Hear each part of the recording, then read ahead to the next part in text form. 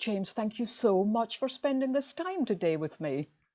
You're very welcome. It's great to see you again. It's great to join you this morning. Thank you very much. And we've known each other for about 30 years or so, but we don't actually see each other that much, do we, really? Because we're all here, there, and everywhere. That's right. And I suppose in these last few years, my life is, well, everyone's life has become more solitary. For a composer, it's no bad thing, I suppose. I mean, the solitariness is important. It allows you to focus on the music. But you know, like you, I'm a jobbing musician, and all that has stopped for the moment, at least. And there's great anxiety and pain amongst the musicians. All my friends, for example, that whose life of music making has been cut short. I can just imagine what it's like for you as well. But I hope that better days are around the corner quite soon. I think so. And I mean, I was going to ask you, this past year, of course, has changed the whole landscape for not just our industry, but you know, right across the globe. And I was just going to ask, what have been the pros and the cons from a composer's perspective? You know, having such a change in dynamic, as it were. What have been the advantages and perhaps the disadvantages? Well, the advantages for me, I suppose, relate to the fact that I've written a lot of music, perhaps a lot more music than I thought I would. I've got through my work quicker than I thought. Hope that's a good thing. But it does mean that there's a whole range of pieces beginning to mount up. They've had their premiere dates. Those dates have come and gone, and the music has not been performed. So one hopes that the cancellations are not cancellations as such, but really just postponements. There are new dates coming through for rescheduled premieres, mostly next year. Fingers crossed. But it does mean that, I mean, I moved away from the big city, Glasgow. I lived in Glasgow for decades, really. I moved out here to the North Ayrshire countryside about 5 or 6 years ago because of the quiet and because of the solace and because this remote house is very conducive to work. And that has continued very pointedly and intensely during the lockdown. The disadvantages, I suppose, I've hinted at it, is that the music making, the live music making, has come to a halt. You know, I have friends all over the world whose lives are on hold, who've had to change careers in some cases, and hopefully that won't be a definite thing. Perhaps they will be able to come back to music making in the future, and I feel for them. So the disadvantage is this shared anxiety amongst us all about what on earth is going to happen next. I can quite understand that.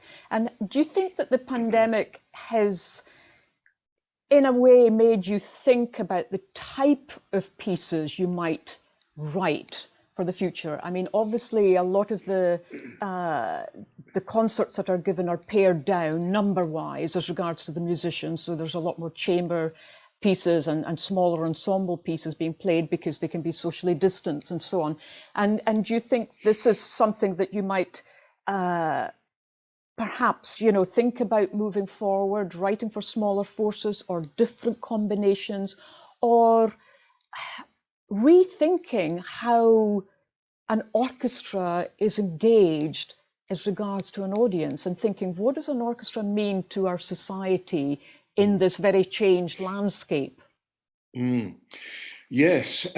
Well, I mean, one of the events I was able to undertake recently was a performance, if that's the right word, of a new oratorio, a Christmas oratorio of mine. And I actually got to Amsterdam in January to perform it with quite large forces, no audience, of course, but the piece went out live on Dutch radio. And we did the performance in the Concertgebouw in Amsterdam. And what I noticed was it was a pared down orchestra, as pared down as we could manage, but chorus, a professional chorus of 36 voices, a couple of vocal soloists. But the difficulty was trying to, with all the social distancing, was trying to keep all those forces together, and just trying to get the ensemble absolutely right was such a struggle. And I get this from feedback from many musicians who even in smaller forces, because they've got to sit well apart, and even desk partners amongst the string players are not together, and how are they going to, but gradually they are overcoming those difficulties, and I think it will impact on general musicianship, perhaps. Playing as a solitary player rather than a desk partner in a string section requires a big step change in the mindset, and perhaps it will have a strangely beneficial impact on the way that we think. You know, a much more intense engagement with people round about us. And yes, I mean, I'm also aware that that numbers are being cut for these performances, these audienceless performances, and it is impacting on the way that we think about orchestra. My mind has started turning back to chamber music again. I've neglected my chamber music in recent years, and it was a joy to be able to get to write a string quintet in these last few months, for example, and I'd like to do more of that.